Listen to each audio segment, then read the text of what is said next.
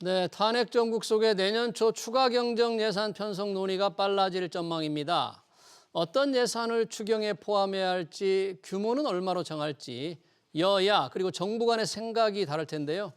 정치적 혼란이 경제에 미치는 충격을 줄이기 위한 대책 전문가들과 토론해 보겠습니다. 김우철 서울시립대 세무학과 교수, 신세돈 숙명여대 경제학부 명예교수 나오셨습니다. 어서 오세요. 네, 반갑습니다. 탄핵 정국 혼돈이 조금씩 가라앉는 듯합니다. 대통령 직무가 정지되면서 한덕수 총리가 직무를 대신 대행하고 있습니다. 비상계엄 선포와 탄핵 가결 사이 열흘이 좀 더 걸렸습니다만 신태동 교수님, 네. 비상계엄 선포는 충격이었고요. 네. 국회 탄핵 가결은 한 차례 실패하고 두 번째 시도가 가결이 됐는데 그 이후에 이 불안감, 기업인들이라든지 국민들의 경제 심리는 조금 진정되고 있다고 봐야 됩니까? 아니면 어떻게 봐야 됩니까? 네, 일단은 주가나 환율로 보면 예. 주가는 비상계엄 직전 수준을 회복을 했고 예. 환율은 직전 수준이 1,410원이었는데 오늘 1,430원이니까 한 20원, 1.5% 정도 높은 수준이에요. 그래서 비상계엄이 해제가 되고 네. 그다음에 탄핵이 두 번째 투표에 걸쳐서 통과가 되니까 일단 한 단계는 불확실성이 좀 해소된 면이 있지만 진짜 한국 경제의 확실성 또는 신뢰성 예. 이것의 신인도는 저는 지금서부터 시작이다. 아, 신인도. 지금서부터 지금 대통령 권한 대행이 어떤 정책을 결정을 내리느냐에 따라서 야당과 그다음에 야당을 지지하는 국민들 그리고 네. 여당과 여당을 지지하는 국민 사이에 굉장한 말하자면은 의견 대립이 있을 것이고 네. 이 국면은 헌법재판소에서 탄핵 여부가 인용이 될지가 결정됨으로써 해결되는 게 아니라 네. 그로부터 이제 또 한 두어 달 사이에 대통령 선거까지 저는 혼란이 계속될 거라고 본다면 예. 지금 뭐 어느 정도 조금 가라앉는 것은 이거는 폭풍이 불기 전에 전야의 고요함과 같은 상황이라서 네. 절대로 그 한국의 경제적인 혼란이 네. 뭐 종식되었다 이렇게 보기에는 저는 어려운 부분이 많죠. 네, 이제 권한대행이 과연 주요한 정책을 어떻게 결정하느냐, 굉장히 정치적 논란이 가열될 수 있고 그 이후에도 이 헌재 심판, 탄핵 심판이 어떤 결정이 되느냐에 따라서 그리고 그 이후에 상당히 불안감이 계속될 거라는데 그래도 탄핵 절차가 뭔가 이게 굴러가면서 주가가 그냥 폭락하거나 환율이 폭등하거나 이런 걸 조금 잠재워지니까 조금은 불안감이 뭐 가라앉는다고 할까 그런 안도의 심리는 좀 있는 듯도 해요. 예, 그렇습니다. 일단 계엄 발령 당시에 이 극도의 혼란은 네.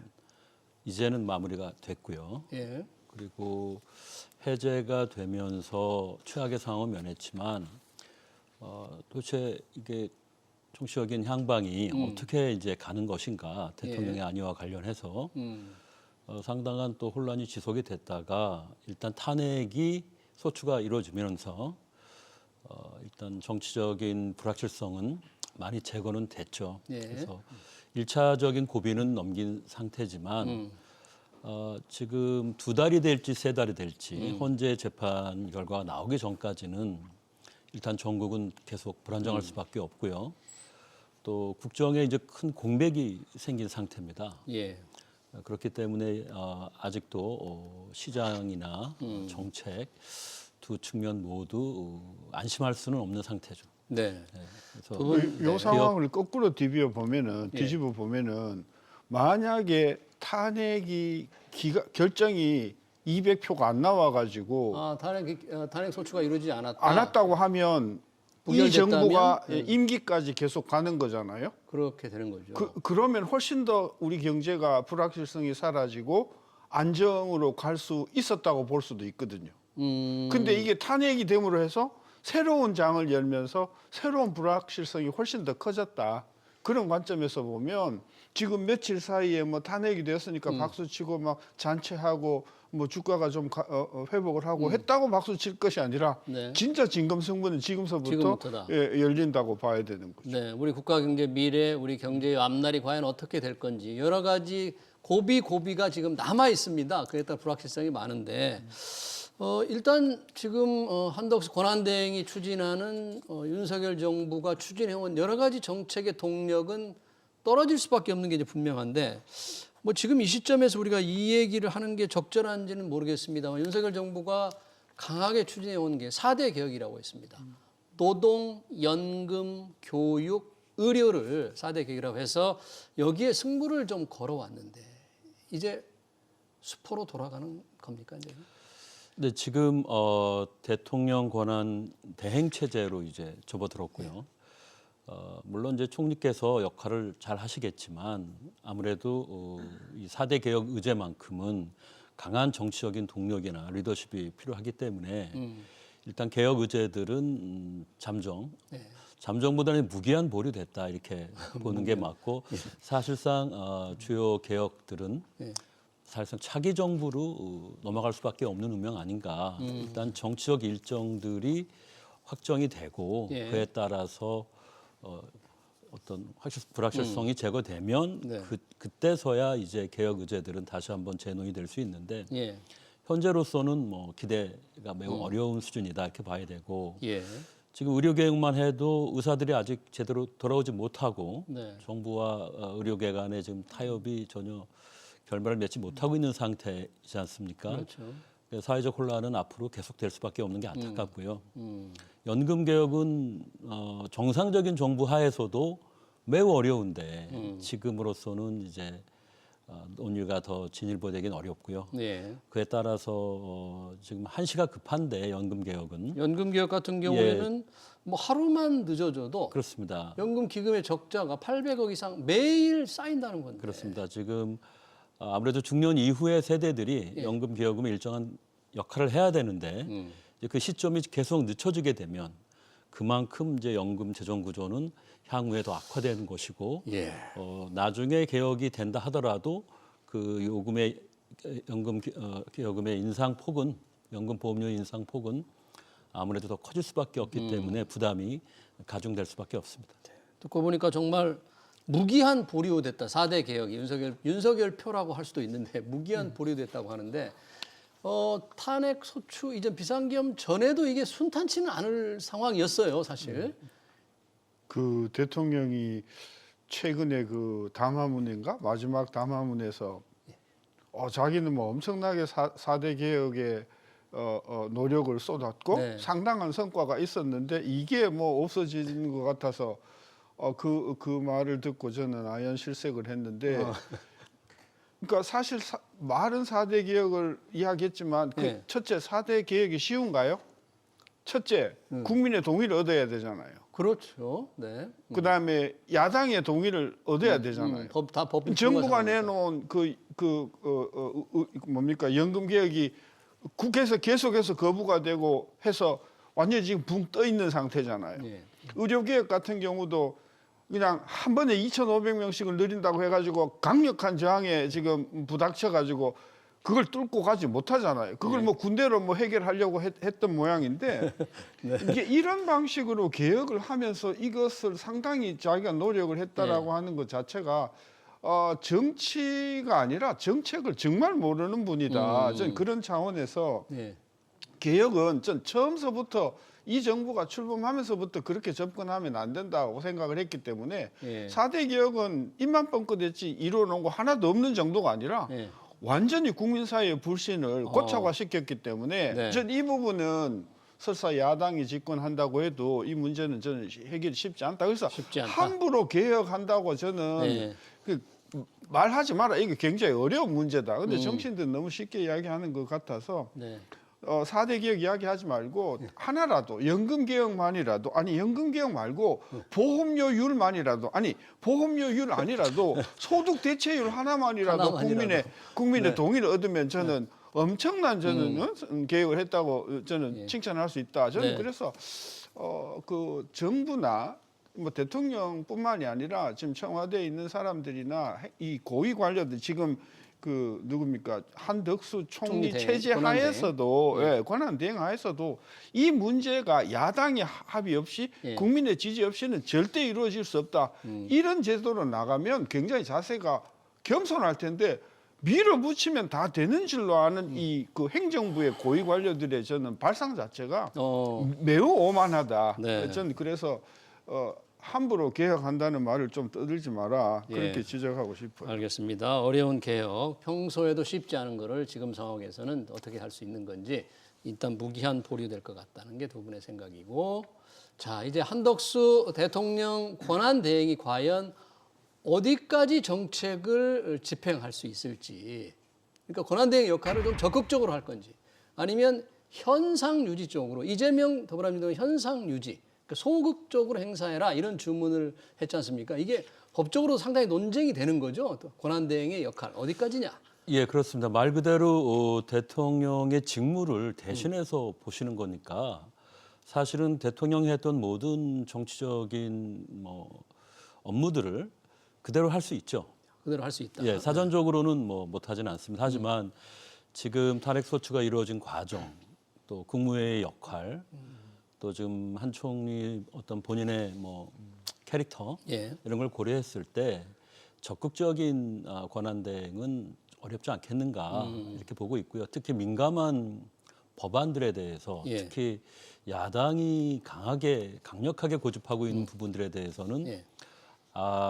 향방을 좀 예측할 수가 없죠. 정부가 종전의 입장을 계속 고수하기는 쉬워 보이지 않는다 이렇게 보는데, 일단은 물밑 여야 간의 이제 물밑 교섭이 네. 있어야 아마 한 총리가 중요한 결정들을 할 수 있지. 예. 본인이 주체적으로 야당의 의사에 반해서 정책을 추진하기는 쉬워 보이지는 않습니다. 네. 실제로 이재명 대표는 한덕수 권한대행에 대해서 정치적 편향이 있어서는 안 되겠다. 소극적인 권한대행을 주문했거든요. 근데 그 중에서 지금 저희가 이제 굉장히 민감한 게 바로 야당 주도로 통과된 6개의 법안이 있습니다. 양곡관리법을 포함한 농업 4개 법안과 국회법, 그리고 국회 증언감정법인데 이 부분이 지금 여당과 정부가 강력 반대했던 거예요. 그래서 농업사법과 국회법과 국회 증언감정법 어떤 내용들입니까 이게? 그 법에 대해서 윤석열 대통령이 탄핵을 받기 전까지의 한덕수 총리 체제 하에 행정부는 기본적으로 입장이 반대였거든요. 이 법안에 대해서. 네, 거부권 행사하겠다 거부권. 이런 입장이었기 때문에 이제 그런 입장을 가진 총리, 지금은 대통령 권한 대행이 예. 윤석열 대통령이 저렇게 이제 탄핵이 되고 나서 입장을 바꾼다 하면 그것도 우스운 이야기가 되겠죠. 그러면 양곡법 반대해 왔는데 네, 그러면 그 야당의 압력 때문에 이것을 다시 처리를 해주면 그 지금 여당이 가만히 있겠냐고요. 예. 저는 그래서 아까 소극적이냐 적극적이냐 뭐 그거는 좀 당에 따라서 저는 좀 입장이 달라질 것 같아요. 야당은 그저 이런 거는 소극적으로 통과해주라고 하지만 여당 입장에서 뭐 그거야말로 적극적으로 통과해주면 안 된다. 저는 이렇게 보는 것이라서 예. 저는 기본적으로 이게 정치적인 이슈냐 아니면은 경제적인 이슈냐에 따라서 대통령 대행이 저는 결정을 판단이 바뀔 거라고 보고 예. 이게 정치적으로 민감한 거면 몰라도 경제적으로 이 경제적인 입법 같은 경우에는 저는 기본적으로 윤석열 정부 때의 입장을 저는 고수할 거다. 그러면 거부권을 행사해야 된다. 행사할 할 거다. 거라고 왜냐하면 자기가 한 달 전에는 거부권 행사하겠다고 해놓고 한 달 뒤에는 이걸 하겠다고 하면 그거는 수미일관하지 않지 않겠습니까? 예. 저는 그래서 그런 면에서 보면 야당은 이건 너무 적극적이라고 비판할 것 같고 그렇게 될 것 같은데 어쨌든 상당히 이분이 또 경제 관료이기 때문에 그리고 보수적인 어떤 입장을 견지해 왔기 때문에 그런 관점에서 윤석열 정부 하에서의 총리의 어떤 그런 철학을 그대로 입장을 견지할 것이다. 유지할 것이다. 그런데 예, 근데 네, 말씀해 주시죠. 국회 증언감정법 국회 개정안 같은 증언감정법. 경우, 예, 이게 이제 어떤 내용이에요? 국정감사나 이런 때 증인 소환 많이 하지 않습니까? 그렇죠. 근데 그 이외에도 수시로 국회가 결정을 하면 정부 관계자나 이제 기업인들을 국회 증인으로 소환할 수 있는 그런 내용인데요. 국정감사 아니어도 안건 네, 뭐 이게 심사 그 회장님들께는 상당히 부담이 되죠. 기업인들한테. 그동안 불만도 있었고. 근데 이런 걸 1년 내내 이제 할 수 있게 됐다는 거니까 어떻게 보면 이 부분은 조금 정치적인 어떤 내용이다. 이게 어떻게 보면은 좀 예외적인 국회의 권능을 강화하는 거고 지금 민주당이 셈법이 좀 달라질 수밖에 없는 상황이지 않습니까? 탄핵 소추가 이루어졌고 예. 조기 대선이 논의되는 마당이기 때문에 본인들이 또 직권했을 때 생각하면 국회에게 너무 많은 능력을 부여하는 거는 예. 이제 또 다른 입장이 바뀌는 겁니까? 약간의 그 레저베이션, 약간의 좀 머뭇거림이 있을 수밖에 없는 문제고요. 그래서 지금은 탄핵 이전처럼 직계 증언법을 예. 그렇게까지 강하게 주장하지는 않을 것 같다는 생각이 좀 들고요. 예. 양곡법은 이제 양곡관리법. 조금 복잡합니다. 이게 선거를 의식해서 농민들 지지를 또 필요로 하니까 종전의 입장을 계속 진행할 수도 있지만 장기적으로 보면 이게 재정에 상당한 부담이 되는 거거든요. 그러니까 쌀 가격이 폭락을 하게 되면 정부가 자동적으로 수매에 나서도록 하고 대책을 수립하는 그런 제도인데요. 예. 이것도 결국은 책임 있는 정부의 입장에서 볼 때는 마냥 찬성할 수만은 없는 민주당 입장에서조차도 향후 자신들의 입지를 고려할 때 예. 그래서 조금 좀 심사숙고할 부분이 좀 있는 것 같습니다. 그런 의미에서 증언법은 그렇게 강력하게 내세울 것 같지는 않고 아하. 아무래도 선거를 의식해서 네. 양곡법은 조금 고집하지 않을까. 그래서 한 총리로서는 아마 선택적인 그런 거부권 행사를 고민을 해야 하는 네. 그런 대목인 것 같습니다. 정부의 종전 입장은 당연히 중시될 수밖에 없는 입장인데 야당의 또 대응이 종전과 달라지는 가능성이 있기 때문에 네. 좀 어떻게 보면은 약간 좀 복잡해졌다 상황이 이렇게 보고 있습니다. 한덕수 권한대행이 결정할 시간이 하루 이틀밖에 남지는 않았어요. 이게 정부로 이송해온 법을 거부권 행사하는 기간이 제한돼 있기 때문에 며칠 남지 않았습니다. 지금 국회 증언감정법 중에서 기업인들이 좀 걱정할 거라고 했는데 기업인이 이 중에서 걱정하는 게 국회가 요구하면 영업 비밀이다 이런 이유로 자료 제출을 거부하지 못하게 하는 내용이 들어가 있어요. 이거는 영업 비밀이라는 건 국가 간의 경쟁인데 이건 어떻게 생각할 수 있는지 모르겠어요. 이제 그렇게 보면 그렇기도 한데 적어도 제가 아는 한에 있어서는 일단 국회에서 뭐 그게 국조가 됐든 말은 그 뭐가 됐든 불러놓고 상당히 많은 기업인들이 안 불려 나가려고 로비를 하는 걸 제가 많이 봤어요. 그렇죠. 나가는 거 네. 싫어하니까. 그리고 상당 부분 안 불려 나가는 걸 제가 봤어요. 로비가 통해서. 네. 그러니까 오라고 한다고 다 오는 게 아니고 네. 내부적으로 뭐 이렇게 상당히 안 나오는 경우가 많더라고요. 네. 그런 면에서 보면은 이런 법을 만들어 가지고 과거와 같이 그렇게 빠져나가는 구멍이 있다고 하면 이게 무슨 효과가 있는가 이제 그런 냉소적인 그것도 있는데 좀 심하죠. 네. 심하고 국회 의석이 많다고 이렇게 하면 나중에 뭐 몇 년 뒤에 의석이 바뀌면 또 입장이 바뀌지 않을까요? 그러니까요. 아까 이제 김은철 교수도 그런 생각을 말씀을 하셨는데 정권이 어떻게 되느냐에 따라서 자기 입장이 바뀔 수도 있기 때문에. 그래서 저는 국회가 칼자루를 쥐었다고 해서 너무 그렇게 휘두르지 마시고 한국 경제를 생각하시고 입장이 바꾸어진다고 생각하시고 그리고 공정과 상식에서 이게 맞는가 이런 관점에서 보면 증언감정법은 좀 손댈 부분이 저는 많다 그런 느낌입니다. 지금 또 하나의 이슈가 이재명 대표가 이제 국정안정협의체를 제안하면서 여야 정부가 국정안정하는 협의체를 가동하자고 하면서 바로 얘기한 게 추가 경정 예산 편성입니다. 사실 이거는 이제 비상계엄 전에도 감액 예산이 통과되면서 이 문제를 얘기해야 되지 않느냐 이런 얘기가 있었는데 자 지금 상황을 보면 이게 추경 편성 불가피할까요? 네, 일단은 감액 예산이 조금 일방적으로 결정이 됐고요. 정부가 강하게 반발하면서 사실상 탄핵 정국, 계엄 정국까지 이제 치닫게 됐는데요.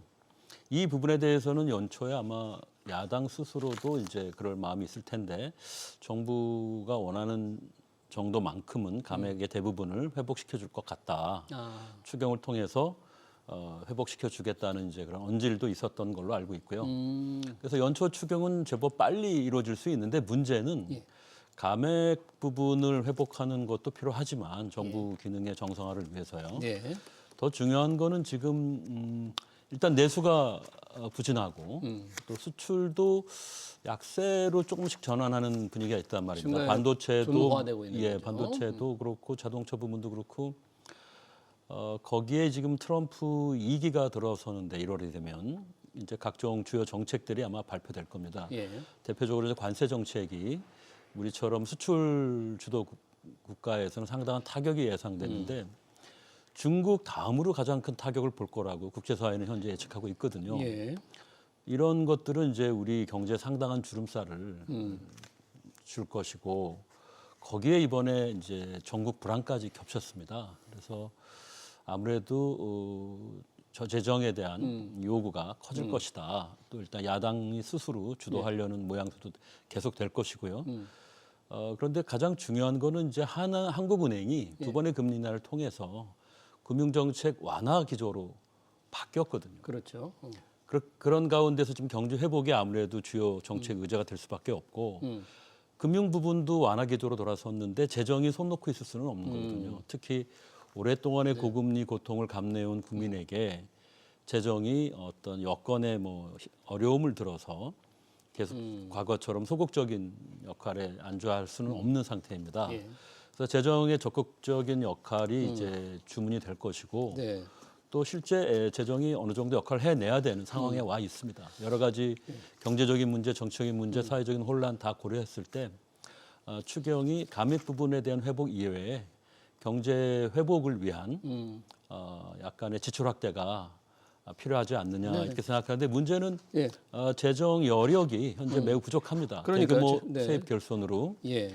그래서 지출 확대를 하되 조건부로 지출 확대를 하되 반드시 그 세입 확충 방안이 같이 동반 제시되는 그런 게 필요하다고 생각합니다. 네, 지금 지출 확대를 위한 추경 필요하고 감액된 깎인 거 복귀한 외에도 내수를 살리기 위한 지출 확대를 하되 재정 문제 때문에 세입 확충 방안이라면 세금을 더 이제 걷어야 되는데 지금 과연 걷을 수 있는지는 자 지금 그 여러 가지 문제를 제시해 우리 김우철 교수께 얘기했네요. 지출을 늘려야 하는 추경 편성 필요하다. 그런데 뭐 어느 항목을 늘릴 것인가도 상당히 중요하고. 근데 그거는 늘린다는 추경을 한다는 전제 하에서의 말이죠.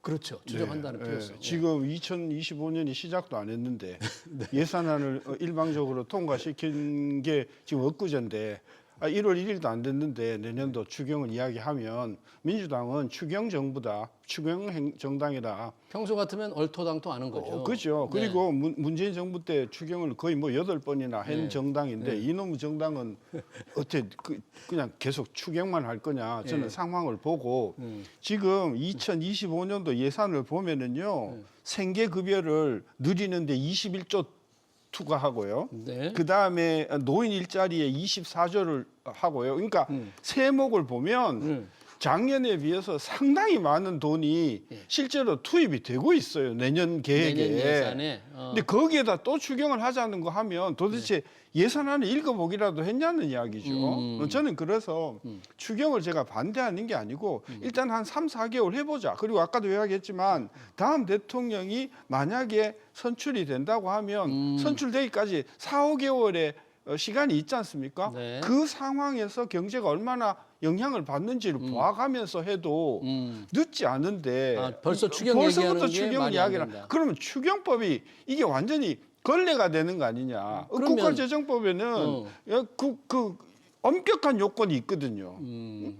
근데 문재인 정부 때는 코로나가 있으니까 뭐 변명이라도 하지만 저는 그런 면에서 추경을 이렇게 가볍게 이야기해도 저는 한덕수 대통령 대행이 전 추경을 저는 응할 거라고 생각하지 않고요. 생각하지 않아요? 특히 여당도 좀 더 두고 보자 저는 그러지 않을까 싶어서. 그런데 지금 경제 상황이 워낙 안 좋기 때문에 이 경제를 살리기 위한 아까 김은철 교수님도 금융 쪽에서 대책도 있으니까 재정의 역할이 좀 필요하다는데 그러면 재정 쪽에서 역할은 어떻게 경제를 살리기 위한? 이미 작년 지금 뭐 금년도 아직 농사도 다 안 지났지만 지금 금년에 세수 들어오는 걸 보면 네.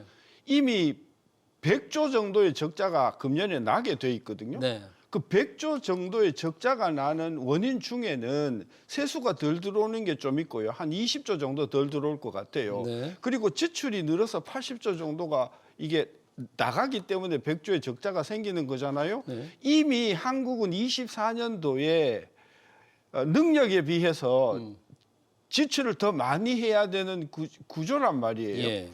그런 면에서 그리고 내년도 예산에는 상당히 많은 저소득층을 위한 그런 예산이 편성돼 벽기 있으니까 때문에 좀 집행을 하는 걸 보고 결정을 하자. 그런 이야기. 김우철 교수님. 그런데 지금 아까 이 세수를 확충하는 방안, 우리가 추경이 필요하다면 세수를 좀 재정 건전성을 위해서 확충하는 방안을 말씀하셨잖아요. 세수 확충 방안이 좀 혹시 어떤 게 있을까요? 어떤 방식으로 우리가 할 수 있을까요? 네, 지금 뭐 추경 향방 자체가 아직도 불투명한데 국민에 대한 도리는 아닌 것 같습니다. 어떻게 어느 부분에서 세금을 더 걷어야 될지. 그러니까 대략 감액이 한 4조 됐죠. 4조 천억이요. 예, 근데 네. 지난번 이제 내년 예산 28일 통과된 내년 예산은 총 지출 증가율이 2.8이었는데 이제 2.4% 정도로 죄송합니다. 2.4%에서 2.0%대로 주저앉은 상황이거든요. 예. 그 전에 즉 올해죠. 올해 예산은 이제 3% 후반대 지출 증가율이었죠. 보통 때에 비하면은 이제 명목 성장률보다 낮기 때문에 적극적인 재정 역할이라고 보기는 어려운 상황이죠. 그런데 내년에 어떤 특수한 경기 국면이 있고 현재 전국 불안정이 있고 또 이제 미국의 트럼프 2기 집권이 한국에게 주는 중압감이 있기 때문에 저는 선제적인 입장에서 추경을 이제 어차피 할 거라면 1월 아니면 2월에 감액한 부분 예산에 대해서는 살려놓는 추경이 있을 걸로 봅니다. 지금 예비비도 너무 많이 줄여놨고 민생 예산 상당수도 지금 영향을 받고 있거든요. 그러니까 이 부분은 1월 또는 2월에 추경이 있을 수밖에 없는 상황이라고 보여진다면 그리고 또 한두 달 있다가 또 이제 경제회복 추경하자 이렇게 하긴 어렵거든요. 왜냐하면 경우에 따라서는 현재 판단에 따라서는 대선 분위기로 대선 국면으로 갈 수도 있기 때문에 저는 그 두 개를 이제 한데 모아서 하는 게 좀 더 경제 정책 안정성 면에서 낫다고 보는 거고요. 대략 규모가 어느 정도냐에 따라서 세입 확충 규모가 달라지겠습니다만 일단 선 지출할 수밖에 없죠. 그건 이제 국채로 조달을 해야 할 것이고. 채권 발행해서. 그다음에 왜냐하면 세입을 확충하더라도 걷는 데는 시간이 걸리는 거거든요. 보통 빨라야 그 다음 해부터 세입이 이제 세수가 들어오는 것이기 때문에 저는 이제 미리 이 필요한 돈을 미리 조달해서 쓰는데 국채 발행을 통해서 쓴 부분들에 대해서는 이 메꿔 놓는다는 입장에서 적어도 3년 또는 5년에 걸쳐서 다 메꿔 놓는다는 관점에서 세입 확충 계획을 추경 때 발표하고 향후 중요한 건 세입 7월 확충을 세법 개정 때 필요한 법 개정을 하고 실제 세수가 들어오는 거는 이제 그 다음 해부터 빠르면 들어올 수가 있게 되는 거죠. 즉 내년 내후년부터요. 알겠습니다. 대략 큰 세목부터 우리가 증세하기는 지금 이 과도기 기간에 힘들기 때문에 주로 그 개별 소비세나 주세나 담배세 또는 이제 에너지 관련해서 친환경적인 세제 개편 이런 등을 통해서 일정 부분 세입을 좀 충당할 수 있지 않겠는가 이렇게 생각하고 있습니다. 네, 추경 편성 자체가 조금 불투명하기 때문에 그에 맞춰서 세입을 어떻게 확충하냐는 문제도 좀 장기적인 계획인데 신선영 교수님은 아직 지금 추경 얘기할 때냐 이미 짜여놓은 예산을 좀 집행을 하고 정치적 어떤 불확실성이 좀 거치고 나면 그때 얘기할 필요가 있겠다는 주장입니다. 관련해서 시간 관계상 여기서 토론을 좀 마치도록 해야 될 것 같습니다. 네. 탄핵 정국 이후 추경 편성 관련 그리고 우리 경제 방향까지 여기서 토론을 마치겠습니다. 지금까지 김우철 서울시립대 세무학과 교수, 신세동 숙명여대 경제학부명 교수였습니다. 고맙습니다.